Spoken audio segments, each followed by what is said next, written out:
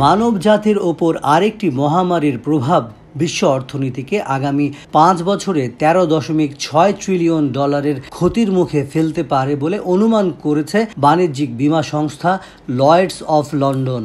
বৈশ্বিক বাণিজ্যিক বীমা সংস্থাটির সম্প্রতি প্রকাশিত এক প্রতিবেদনে এমনটাই বলা হয়েছে। লয়েডস এবং কেমব্রিজ সেন্টার ফর রিস্ক স্টাডিজের যৌথ বিশ্লেষণ অনুযায়ী সবচেয়ে গুরুতর পরিস্থিতিতে এই ক্ষতির পরিমাণ হতে পারে 41.7 ট্রিলিয়ন ডলার, যা বৈশ্বিক জিডিপির 1.1% থেকে 6.4% হ্রাসের সমান। অন্যদিকে সবচেয়ে হালকা পরিস্থিতিতে এই ক্ষতি হবে 7.3 ট্রিলিয়ন ডলার। এই ক্ষতি মূলত স্থানীয় লকডাউন এবং বৈশ্বিক ভ্রমণ নিষেধাজ্ঞার কারণে শিল্প খাতে হওয়া বিঘ্ন থেকে আসবে। কোভিড-19 মহামারী বিশ্বব্যাপী বিপুল অর্থনৈতিক ব্যাঘাত সৃষ্টি করেছিল, যার প্রভাব এখনও মুদ্রাস্ফীতির চাপ আকারে অনুভূত হচ্ছে।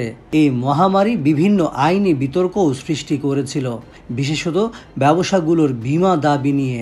যদিও লয়েডস এই প্রতিবেদনে কোভিড-19 মহামারীর মোট ব্যয় সম্পর্কে কোনো হিসাব দেয়নি, তবুও মহামারী সম্পর্কিত নতুন বীমা কভারেজ বিকশিত হয়েছে।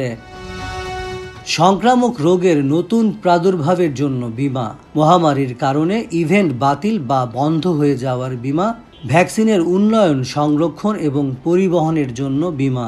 বিশ্ব অর্থনীতির ওপর মহামারীর সম্ভাব্য প্রভাব নিয়ে এই গবেষণা বিভিন্ন শিল্প এবং নীতি নির্ধারকদের জন্য প্রস্তুতি গ্রহণে গুরুত্বপূর্ণ দিক নির্দেশনা দিতে পারে বলে মনে করছেন বিশেষজ্ঞরা।